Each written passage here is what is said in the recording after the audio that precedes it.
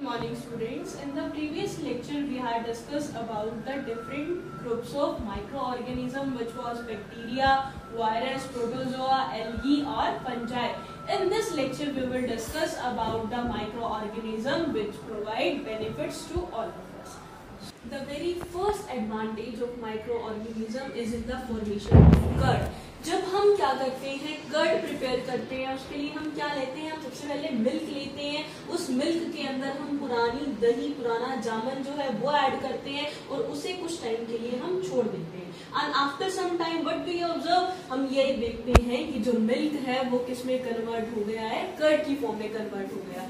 अब इसके पीछे जो साइंटिफिक लॉजिक है वो क्या कहता है कि जो मिल्क होता है, मिल्क के अंदर क्या होती है, लैक्टोज शुगर प्रेजेंट होती है और जो प्री मेड कर्ड होता है हमारा, मतलब जो पुराना दही होता है, उसके अंदर क्या होता है, लैक्टोबैसिलस बैक्टीरिया प्रेजेंट होते हैं।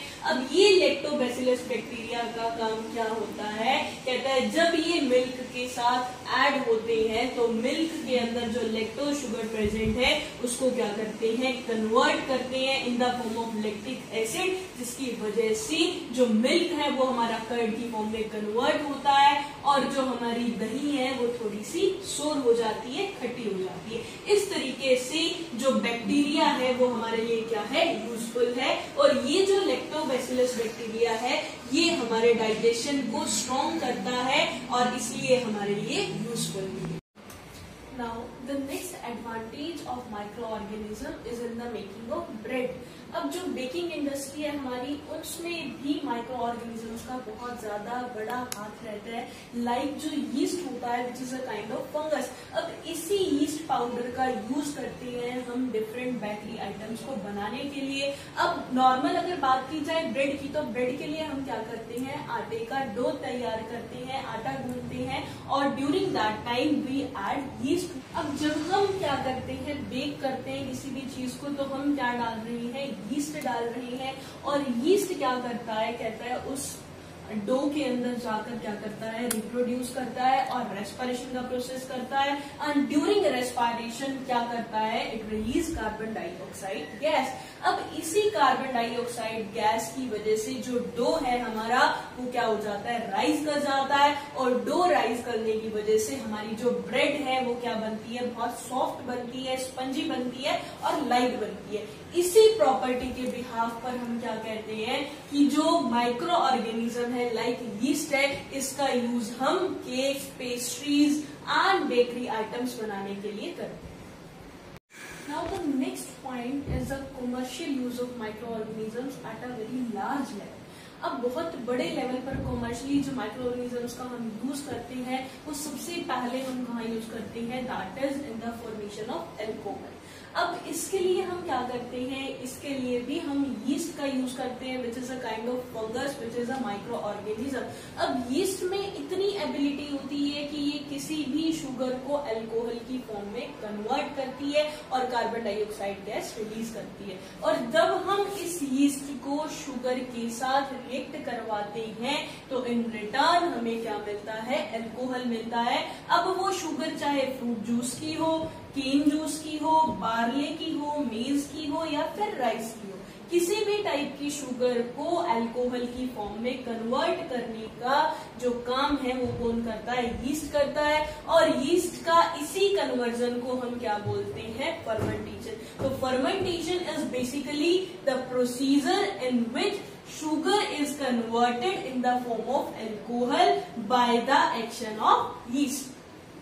This method was firstly discovered by Louis Pasteur in 1857 and after that this alcohol was further used to make different kinds of wine, beer, whiskey. अब जो हमने अल्कोहल प्रिपेयर की थी by the action of yeast, कहता है इसका भी हम फर्दर यूज करते हैं विनेगर बनाने के लिए, that is also at a very big level. अब इसमें हम क्या करते हैं, जो अल्कोहल हमने यीस्ट की हेल्प से प्रिपेयर की थी उसके अंदर हम क्या डाल देते हैं, एसिटोबैक्टर बैक्टीरिया ऐड कर देते हैं और उसमें से ऑक्सीजन गैस पास करते हैं एंड इन रिटर्न हमें क्या मिलता है, हमें एसिटिक एसिड मिलता है और विनेगर मिलता है। और इसी विनेगर का यूज हम अपनी किचन में करते हैं for preserving various food items. So इस तरीके से क्या होता है कि जो विनेगर की फॉर्मेशन है उसमें भी माइक्रो ऑर्गेनिज्म की इन्वॉल्वमेंट होती है।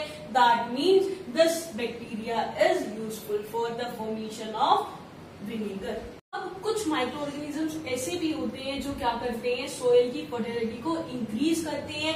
मतलब क्या होता है कि वो नाइट्रोजन कंपाउंड्स बनाते हैं और वो नाइट्रोजन कंपाउंड्स अगर सोयल के साथ ऐड होते हैं तो सोयल की फर्टिलिटी को इंक्रीज करते हैं। दैट मीन्स हमारी सोयल को क्या होता है, न्यूट्रिएंट मिलता है। इसमें सबसे पहले जो नाइट्रोजन फिक्सिंग बैक्टीरिया है वो कहाँ प्रेजेंट होता है, वो हमारी सोयल के अंदर प्रेजेंट होता है। जो राइजोबियम बैक्टीरिया है ये प्रेजेंट होता है लेग्यूमिनस प्लांट्स की रूट नोड्यूल्स के अंदर। मतलब जो हमारी फलीदार पौधे हैं लाइक ग्राम, चना, मटर, पीज, उसकी जो रूट नोड्यूल्स के अंदर प्रेजेंट होते हैं, they have ability to convert atmospheric nitrogen gas in the form of nitrogen compounds. और यही नाइट्रोजन कंपाउंड्स फर्दर अगर किस फॉर्म में मिलते हैं, अगर ये सोइल के साथ ऐड होते हैं तो ये क्या करते हैं, सोइल की फर्टिलिटी को इंक्रीज करते हैं। सिमिलरली जो हमारी ब्लू ग्रीन एल्गी काई होती है वो भी एक तरीके से क्या करती है,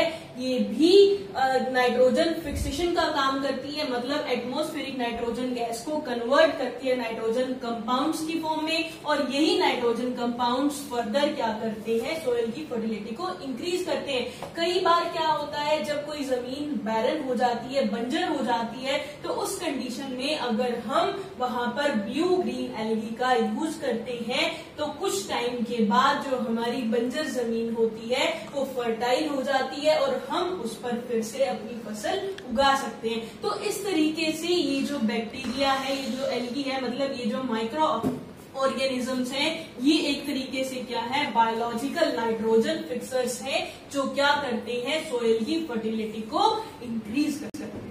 Now the next advantage of microorganism is that it helps in cleaning the environment.